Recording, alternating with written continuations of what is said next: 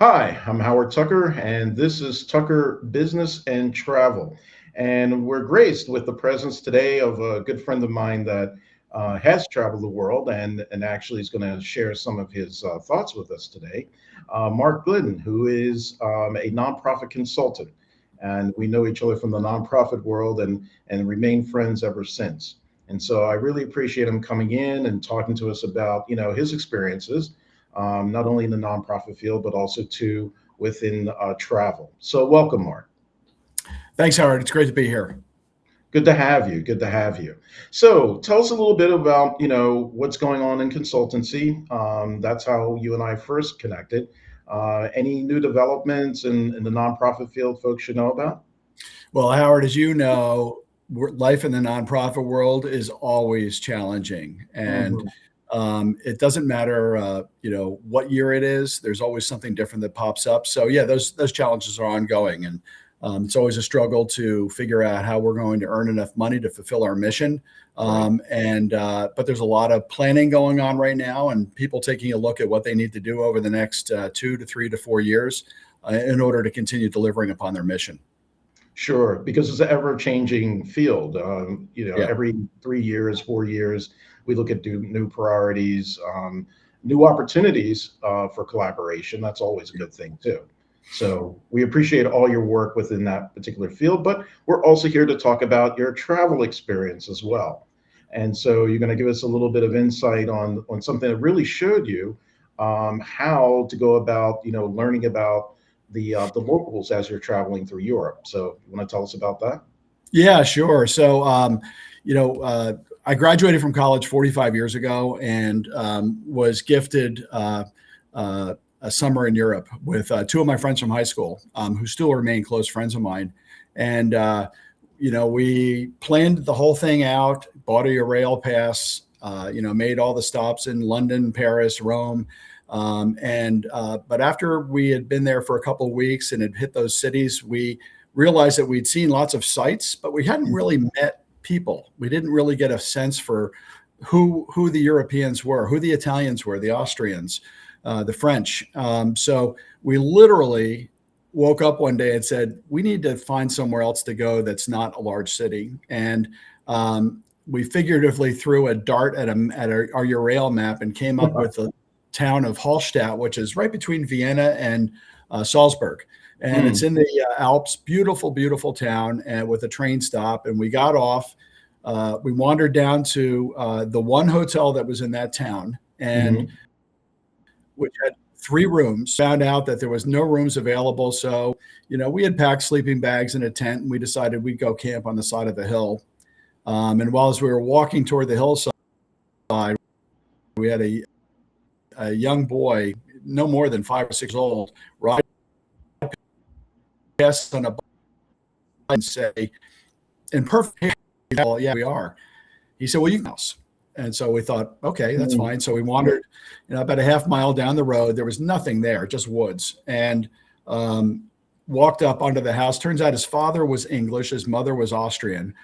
And it was a very small house. As a matter of fact, it was a single room. And Mhm.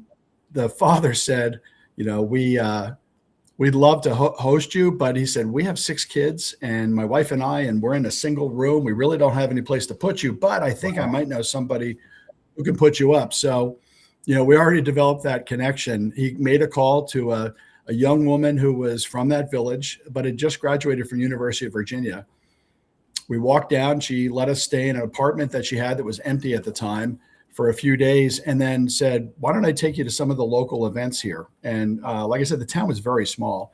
So we Mhm. went to nights where they taught us how to do the local dance, where they fed us, where they entertained us. We asked lots of questions about their lives. We learned a tremendous amount about the people of that village. And as it turns out, the village is there's a lot of people who go there from all over the world. And when I asked why, it turns out that it's on a lake, and it's called the Hallstatter Mhm. Sea, very, very deep lake. And apparently during World War II, while the Germans were sending contraband out of Germany to hide it Mhm. somewhere, and they were told to drop all the contraband into the lake. So they did. So as a result, you've got Oh, divers from all over the world who come and dive through there and find, probably a lot of things that were stolen during the war, mm, precious metals like that. But we had a great time, and it really taught us that as much as you want to go see the art museums and the cathedrals, and it's also really important to get off the beaten track and to take the opportunity to talk to people who are from the area. oh, absolutely, absolutely. Now, did everyone speak English? I mean, how did you communicate? Yeah. So the girl who gave us a place to stay, yeah, she spoke English because she'd been university in the States for 4 years. Hmm. But most of the villagers did not speak English. And the interesting thing is, she took us into her apartment one day, and her mother was there, Hmm. and there was another woman there, and the other woman was American, and the other woman had been. This girl had stayed or rented an apartment from this American woman, Hmm. and they were sitting there, Howard, and they were talking like this: German, English. Wow. And I said to the girl, her name was Ingrid. I remember Ingrid Fallenhausen. And I Hmm. said, Ingrid, I said, do they understand each other? He said, they don't speak the same language, but they absolutely understand each other. And I Exactly. just found that fascinating. Yeah, exactly, exactly. So, what was the big surprise food wise? Because we always talk about travel and food, and so was there anything that was just like, oh, did you have strudel? I mean, what was it that said, wow, this was different? Question. I think all the, I have a passion for pastry, and I probably shouldn't eat as much as I do. But so, yeah, the We pastries, I all mean, do, everywhere. It almost doesn't matter right? where you go in the world. It always seems like pastry is great. But I Right. will tell you that to say thank you to Ingrid before we left, we wanted to cook her a meal. So we went to the Oh, okay. tiny little market, and we said, well, let's buy a roast. We'll buy some potatoes, and we'll make a roast beef. And we walked in, and the meat case was maybe 5 or 6 feet long, and it had one piece of meat in it. One. Wow. So we bought it. We bought some potatoes, and we made her dinner. And but it taught me that we take a lot of things for granted here in this country. Sure. We basically have everything we want within almost walking distance of our homes. And there's a lot, and almost anywhere you go in the world, that simply isn't the case. Sure. Sure. And once again, it's about exploration. And a lot of folks say, I want to travel. And it's more than staying at the hotel. It's more, as you say, just going to the museums and standing in lines. They want to have that authentic experience. I remember when I was growing up, I actually memorized Rick Steves' train schedule from Nice to Cannes. I don't know why. I don't know why that, but I actually did, and it was like my dream to actually go and do exactly what you guys did, which was to take the train rides and to see things. And from some of my travelers, I know that's exactly what they want to do, and that's what they do. Would you recommend Yeah. any particular other place that you said was just outstanding to you that made a difference? Yeah, I've been to Guatemala a few times, and actually I'm preparing to go back there for 10 days in May. And I my cousin started a Christian school in Guatemala 40 years ago, and Hmm. I actually went down on a mission trip through the Diocese of Philadelphia with a lot of the youth from the Philadelphia diocese, and Hmm. had a wonderful trip. And I always thought of Guatemala as this incredibly poor place with really rundown people, and there wasn't much to see. And while the people are incredibly poor, uh, Hmm. almost everywhere we went, once you get up into the mountains, Tiqua and Atilan, it is some of the most beautiful sights you'll ever see. And in many ways, it sort of reminded me of almost being in the Alps, but absolutely Again. beautiful. And the people were the nicest people. They have nothing. They have absolutely nothing, but they are willing to give you Mhm. everything. And one Mhm. quick story, if you have the second, Sure, we please. went to a church one day. Went to the church one day, and we had a little service, and it was really nice. And by the way, the church was a concrete block, two walls with a piece of tin over it, and it was Okay. in a parking lot.